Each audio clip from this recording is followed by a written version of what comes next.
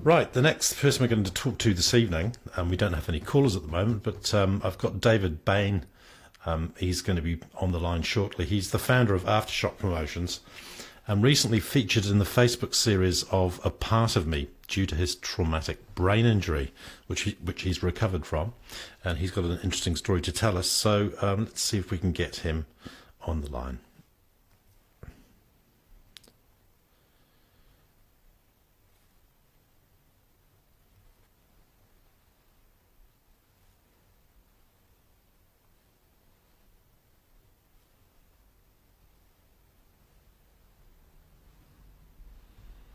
And should be with us shortly.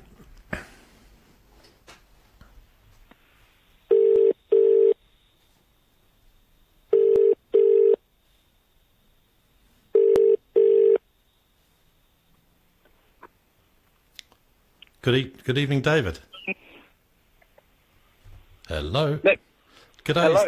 Is that David Bain on the line? It is indeed. Hey, you're live. Hi, That's great to hear from you, David. You're live on After Dark. Thanks for joining us this evening. You're welcome. Thanks for having me. Now, you've I've saw you recently on Facebook because there's been an amazing series, A Part of Me, and you were featured on it. Can you tell us about the series and why you were invited to be part of it? Yeah, there's a lovely lady, a fella, who runs it, and it's to try and get people who have physical or mental illnesses to come and open up and tell their stories so that it can reach out and resonate with other people to try and also connect people to also show that, you know, what you're going through is not, you're not alone. Okay, so had you seen some of the other profiles before you agreed to do it?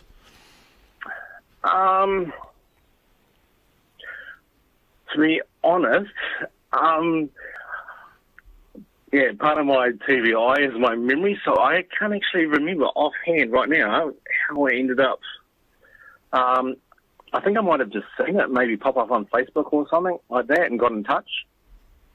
Oh, okay. So what was the process of like? Did they interview you? What happened? Yeah, so you go along and she'll talk to you first about what your story is, and then if it fits the project, you'll go along and she takes a few photos and you tell the story, and then there's quite a bit of process that she goes through to write the story and then make sure everything is okay with you and correct and all that sort of thing before it goes to print and gets shown. Now, you had your incident, a violent incident with your head. Tell us what happened there. Was it about 8 years ago or longer?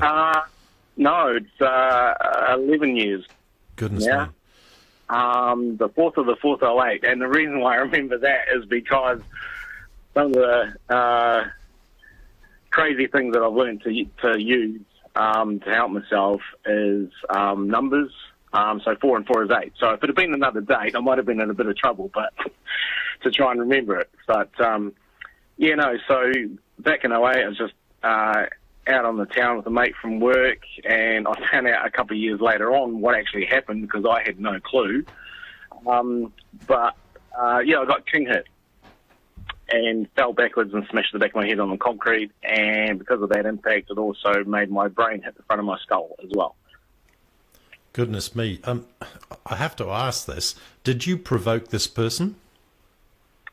Well, I ended up talking to the guy a few years later, and apparently he thought I got a bit lippy, but I used to be a bit of a cheeky, jovial guy and just like having a good laugh and having a good time. So whether he took what I said out of context, well, I don't know. I don't even know what was said at the time or anything like that. So. Yeah, because it's been a huge journey for you since then. Can you tell us a bit about the different stages of recovery you've been through? Yeah, I mean, I've never fully recovered.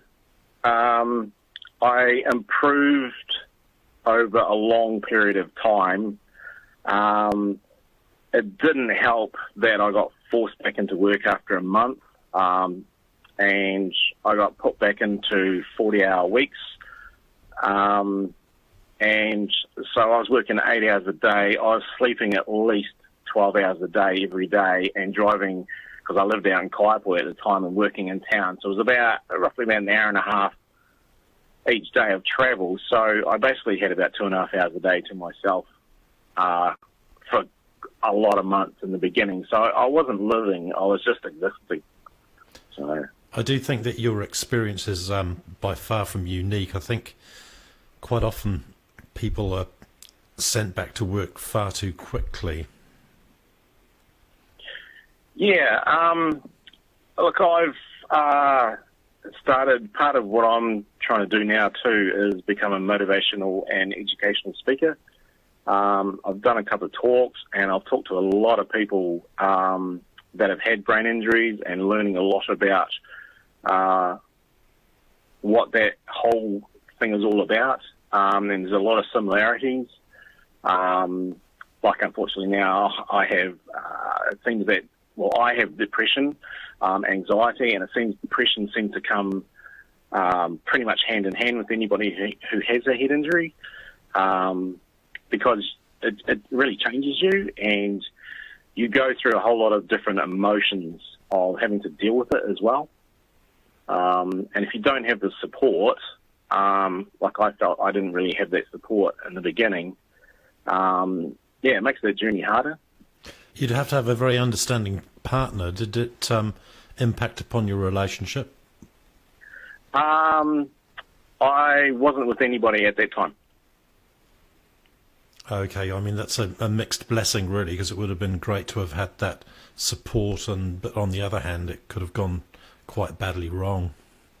Yeah. Well, I've heard about how relationships have split up and all that sort of thing, which is pretty sad.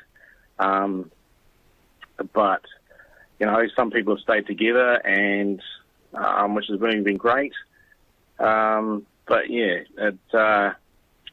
it really does change who you are. Now, So, you haven't let this hold you back. I know that you're very, very busy within the music industry doing promotions. Tell us about Aftershock Promotions. Okay, that was born on the early hours of the morning of the September quake, which is why the name. Because I'd organised a bar tab for a band from Auckland who come and played in Christchurch called Shotgun Alley. And I didn't really know anybody in the music scene. I really didn't know what the hell I was doing at the time, but it was just something that I wanted to do. So they came and played at the Ducks Deluxe. We then had a bar tab at Bourbon Street, Manchester Street. And then, they'd gone back to the ice day, and early in the morning, the quake hit. And then from there, I got involved with a charity event to raise funds around that, and met a whole lot of musicians and bands and people within the industry, and just kind of found a passion for it. And then come the February quake, I lost my job, which was actually probably a blessing for me, because I was really struggling.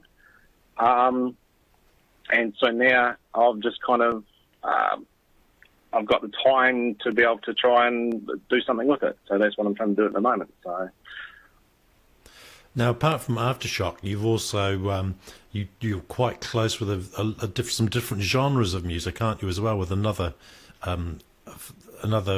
entity you formed. The rock, punk, metal, Australia, New Zealand. Yeah, that's the one. Yeah.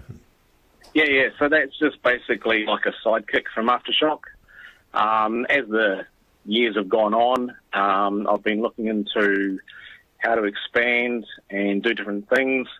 And now I kind of, at the moment, I'm kind of taking a little bit of time out for myself, because I've been watching a couple of marketing gurus, and they basically, what I've learned from them is I've got the same goal, but I was working forward before, but now what I've done is I've worked all my steps backwards. So now I have all my stepping stones that I can see in front of me, so I know which direction and how I want to grow it and all that sort of thing. So, so the rock punk metal side of it is basically going to be promoting, obviously, rock punk metal, and then Aftershock is all genres of music, apart from those three. Now, since I asked you to join us this evening, you've been very busy, and you've actually brought a lot of people over to After Dark to listen to you this evening, and they've all liked the program, so they get the notifications. And myself and the producers would just like to thank you, because you put a huge effort in this afternoon to help us. Yeah, well, you're more than welcome, because you guys have got me on the show, and it's a part of what I do. And yeah, I mean, I wouldn't say it's a huge amount of people. I think it's getting close to about 100 new people, so it's good, you know. And yeah, it's great what you guys are doing. So. Well, we did have 273, and now it's closer to 380. So that's in terms of people who've liked the program and received the notifications. So, hey, Dave, thank you very much for being on the program, and best of luck with your motivational speaking and Aftershock Promotions and the other organisation that's got too many words in it. I can't remember. Tell us what it is. Well, I was actually going to try and be smart and make it about fast money, because it was RPM ANZ, so... Oh, right, okay. It doesn't quite fit, but... Yeah, but no, hey, thanks for having me, and I'm looking forward to getting back into it. I just want to take the time to set up what I want to set up, and then I'm going to fully get back into it. Great stuff. Have a nice evening, David, well, what's left of it, and thank you very much for joining us. Okay, cool. Thanks, Nick, for having me.